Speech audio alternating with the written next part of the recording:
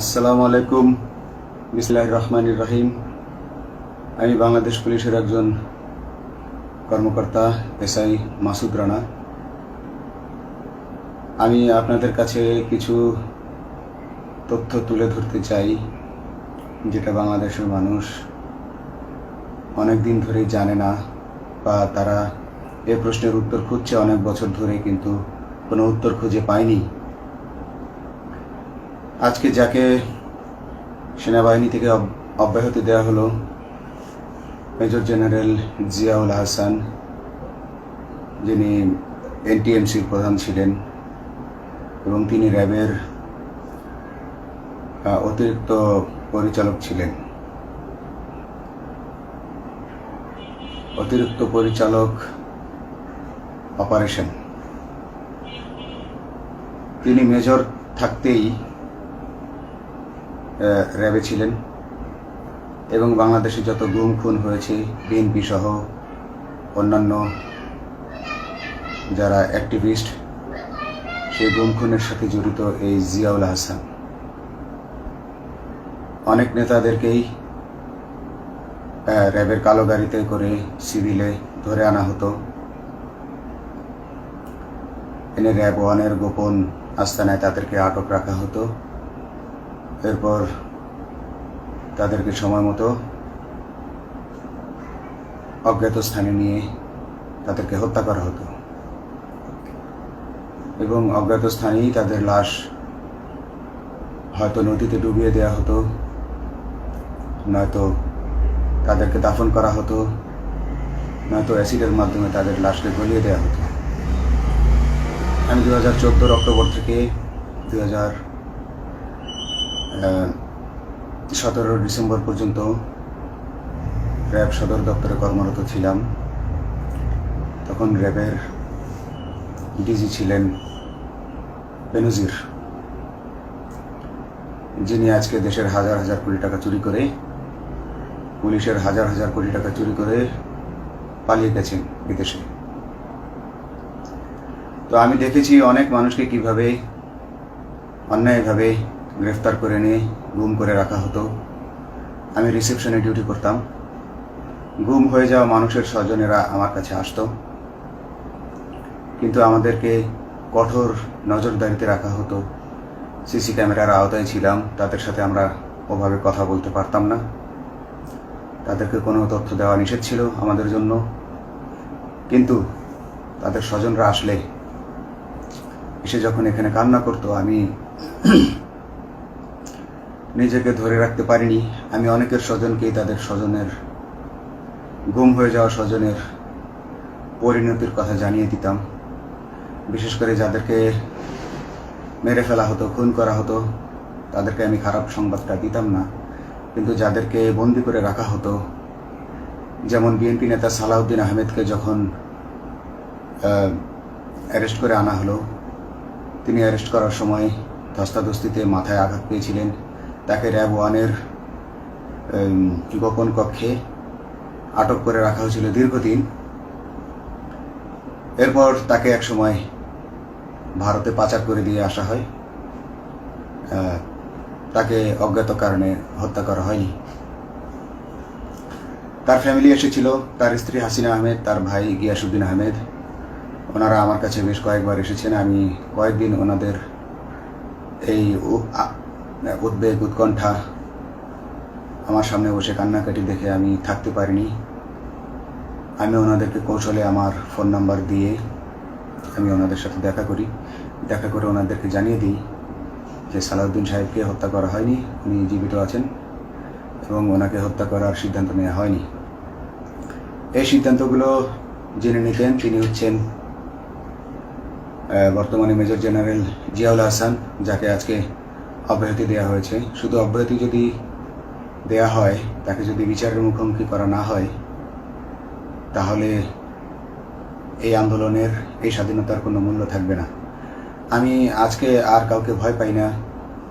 আমি আজকে বিশ্বাস করি যে আজকে আমাকে এই সত্য বলার জন্য কেউ গুম করে দিতে পারবে না, এই সত্য বলার জন্য কেউ আমাকে অ্যারেস্ট করবে না। সেই কারণে আমি বুকে সাহস নিয়ে আজকে কথাগুলো বলছি। আপনারা যারা বিএনপি নেতা ইলিয়াস আলীর অপেক্ষায় আছেন, তাদের জন্য দুঃখজনক সংবাদ। তাকে অনেক আগেই হত্যা করা হয়েছে। তাকে পতেঙ্গা সমুদ্র সৈকত দিয়ে কড়া পাহারায় সাগরের মাঝখানে নিয়ে স্পিড বোটের মাধ্যমে মুখে পলিথিন পেঁচিয়ে হত্যা করে, তার পেট ছুরি দিয়ে ছিদ্র করে, তাকে পাথর দিয়ে বেঁধে সাগরে ডুবিয়ে দেওয়া হয়েছে। শুধু ইলিয়াস আলী নয়, অনেক নেতার সন্ধান যারা আজও পাননি। কিছু মানুষ তো ঘর থেকে উদ্ধার হয়েছে, কিন্তু যাদেরকে আপনারা পাননি তাদের সবার এই করুণ পরিণতি হয়েছে। আমি যদিও তারা এই কাজগুলো অতি গোপনে করত এবং র্যাবের অন্যান্য শাখার কর্মরত কর্মকর্তা কর্মচারীরা এটা জানতো না, কিন্তু আমি অত্যন্ত বিচক্ষণভাবে আমি এই খবরগুলো নিতাম, কারণ আমি জানতাম এগুলো একদিন আমি প্রকাশ করতে পারবো। এবং এই দিনটার অপেক্ষায় ছিলাম আজকে এত বছর, মানুষের কাছে সত্য প্রকাশের। বাংলাদেশের মানুষ জানুক যে কারা খুনি, কারা এত মানুষকে গুম খুন করেছে, এই দেশ থেকে এই দেশে ত্রাসের রাজত্ব কায়েম করেছে। তারা মাদকের ক্রস ফায়ারের নামে যে হত্যা ট্র্যাডিশন চালু করেছিল, এই ট্র্যাডিশনের উদ্দেশ্য ছিল বিরোধী দলের লোকজনকে হত্যা করা। কারণ পুলিশ এবং সেনাবাহিনীর অনেকেই মানুষ হত্যা করতে ভয় পেত, তারা এটাতে অভ্যস্ত ছিল না। অনেকেই অনেক সাহসী, কিন্তু একটা মানুষকে হত্যা করার পর তারা আর ঘুমাতে পারতো না, তাই তারা এসব কাজ করতো না। কিন্তু খুনি হাসিনা কিছু মানুষকে এভাবে হত্যা করতে করতে পুরস্কৃত করার মাধ্যমে হত্যা করতে অভ্যস্ত করে ফেলে। তারাই এই গ্রেফতারকৃত এই গুমকৃত মানুষদেরকে গুলি করে হত্যা করত। এবং তারা এতটাই নিষ্ঠুর যে তারা এক একজন কয়েক শত করে হত্যা করেছে। এবং এই মানুষগুলোর সংখ্যা বেশি নয়, কারণ সবাই লাশ দেখতে পারে না। একটা মানুষকে খুন করার পর লাশের যে ছটফটানি এবং মাথায় গুলি করার পর মাথার যে বিকৃত অবস্থা, এই জিনিসগুলো আমাদের অনেকেই আমরা সহ্য করতে পারি না। তাই আমাদের মধ্য থেকে কিছু হায়নাকে বেছে নিয়ে তারা একটা টিম গঠন করে, তাদেরকে র্যাব সদর দপ্তরে বেনজির আহমেদ প্রতি মাসে পুরস্কার দিতে ডাকতেন। এবং প্রত্যেকটা র্যাবের বিভিন্ন শাখায় এরকম দু একজন রাক্ষস ছিল যারা মানুষকে শুট করত, গুলি করত, হত্যা করত এবং গুম করত। তারা এখনো আছে। তাদেরকে আমি নতুন সরকারের কাছে দাবি জানাবো, তাদেরকে বের করতে হবে, তাদেরকে বিচারের আওতায় আনতে হবে। না হলে এত শহীদের বিনিময়ে যে ফ্যাসিবাদ থেকে, যে স্বৈর শাসন, যে খুনি হাসিনার হাত থেকে আমরা মুক্তি পেয়েছি, সে মুক্তির প্রকৃত মূল্য আমরা পাবো না, প্রকৃত স্বাদ আমরা পাবো না। এই খুনিদেরকে বের করতে হবে, এই খুনিদেরকে বের করে আইনের আওতায় আনতে হবে। বাংলাদেশ পুলিশ কখনোই গুলি করতে অভ্যস্ত ছিল না। আপনারা জানেন একসময় পুলিশ যে গুলি করতো না, এটা নিয়ে অনেক ব্যঙ্গচিত্র ছাপা হতো পত্রিকাগুলোতে, যে গুলি না করতে গুলি খেলনার বন্দুকে পরিণত হয়েছে। তো কিন্তু সেই নিরীহ পুলিশকে রক্তপিপাসু হিসেবে শেখ হাসিনা তৈরি করেছে। তবে সবাই নয়, কিছু কিছু মানুষ। আপনারা দেখেছেন এবং এই আন্দোলনের ভিডিও ফুটেজ দেখলেও দেখবেন যে কয়েক শত পুলিশের মধ্যে কেবলমাত্র কয়েকজনই জনতার দিকে গুলি ছুড়ছে। তো আপনারা ঢালাওভাবে পুলিশকে আপনাদের আক্রমণের নিশানা বানাবেন না। নতুন সরকার অবশ্যই এর বিচার করবে। আমি আশাবাদী নতুন সরকারের কাছে। তারা যদি আমার কাছে কোনো তথ্য চায়, আমি তথ্য দেব ইনশাল্লাহ। এবং এই খুনিদেরকে, এই রাক্ষসদেরকে বের করতে হবে। প্রতিটি গুমের, প্রতিটি হত্যার সুষ্ঠু তদন্ত করলে এগুলো বের হয়ে আসবে বলে আমি আশা করি। এবং আমি চাই এরা ধরা পড়ুক, এদের বিচার হোক, না হলে এরা যুগে যুগে এই রাক্ষস যুগে যুগে রয়ে যাবে, আমাদের মাঝেই তারা লুকিয়ে থাকবে এবং যুগে যুগেই তারা মানুষের রক্ত পান করেই যাবে। পুলিশ বাহিনী মানুষকে সেবা করবে, এটাই হওয়া উচিত পুলিশের ধর্ম। পুলিশের ধর্ম হবে মানুষ পুলিশের জন্য, পুলিশ মানুষের জন্য। উন্নত রাষ্ট্রের পুলিশ মানুষ যেভাবে পুলিশকে ডাকলেই পুলিশ 5 মিনিটের মধ্যে ছুটে যায়, তাকে সাহায্য করে। আমরা বিভিন্ন ভিডিওতে দেখি যে পুলিশ হাঁসের বাচ্চাকে রাস্তা পার করে দিচ্ছে, একজন অন্ধ মানুষকে রাস্তা পার করে দিচ্ছে। বাংলাদেশের পুলিশ এমনটাই করতে চায়, আমরা এমনটাই করতে চাই, কিন্তু সেই পরিস্থিতিতে আমাদেরকে রাখা হয়নি। আমাদেরকে রাখা হয়েছে দৌড়ের উপর, আমাদেরকে রাখা হয়েছে বিভিন্ন অন্যায় কাজের উপর, বিভিন্ন অন্যায় আদেশের উপর। কেউ যারা মেনেছে তারা ভালো ভালো জায়গায় পোস্টিং নিয়ে থেকেছে, যারা মানেনি তাদেরকে খারাপ খারাপ জায়গায় পোস্টিং দেওয়া হয়েছে, কারো চাকরি হয়ে হারিয়েছে, কাউকে সাসপেন্ড করে রাখা হয়েছে।